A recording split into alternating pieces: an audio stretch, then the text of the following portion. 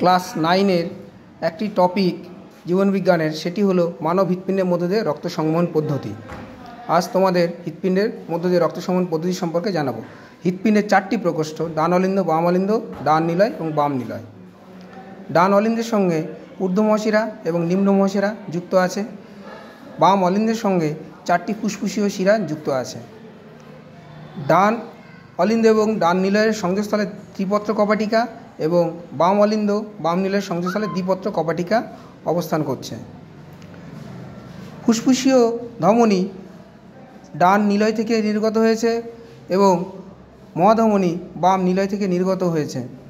এখন আমাদের এই হৃৎপিণ্ডের মধ্য দিয়ে রক্ত কী করে সংবহিত হচ্ছে সেটি পরিষ্কারভাবে জানার জন্য আমরা একটি মডেল, সেই মডেলের সাহায্য নেব। হৃৎপিণ্ডের মধ্যে দূষিত রক্ত ডান অলিন্দে আসছে এবং বাম অলিন্দে ফুসফুস থেকে বিশুদ্ধ রক্ত আসছে যখন আমাদের হৃৎপিণ্ডের ডায়াস্টল অবস্থায় থাকে।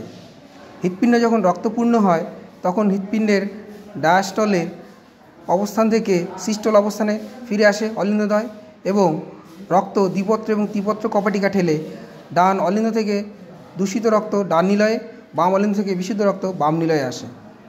ডান নিলয় থেকে দূষিত রক্ত ফুসফুসে ধমনীর মাধ্যমে ফুসফুসে পৌঁছায় এবং বাম নিলয় থেকে বিশুদ্ধ রক্ত মহাধমনীর মাধ্যমে সারা দেহে ছড়িয়ে পড়ে।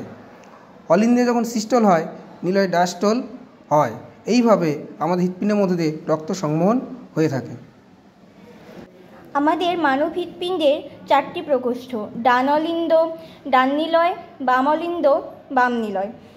ডান অলিন্দ থেকে ত্রিপত্র কপাটিকা ভেদ করে CO2 যুক্ত রক্ত ডান নিলয়ে পৌঁছায় এবং বাম অলিন্দ থেকে দ্বিপত্র কপাটিকা ভেদ করে O2 যুক্ত রক্ত বাম নিলয়ে পৌঁছায়। আমাদের এই হৃৎপিণ্ডের সংবহন প্রক্রিয়াটি মডেলের সাহায্যে দেখানো হলো। তাহলে তোমরা সকলে মানবদেহের হৃৎপিণ্ডের মধ্য দিয়ে কী করে রক্ত সংবহিত হচ্ছে সেই ব্যাপারটি এই মডেলের সাহায্যে পরিষ্কার বুঝতে পেরেছ। সুতরাং এইভাবে আমরা মডেলের সাহায্যে অন্যান্য বিষয়গুলো আবার পরবর্তীতে ব্যাখ্যা করব এবং জানব এবং পরিষ্কারভাবে ধারণা গ্রহণ করব।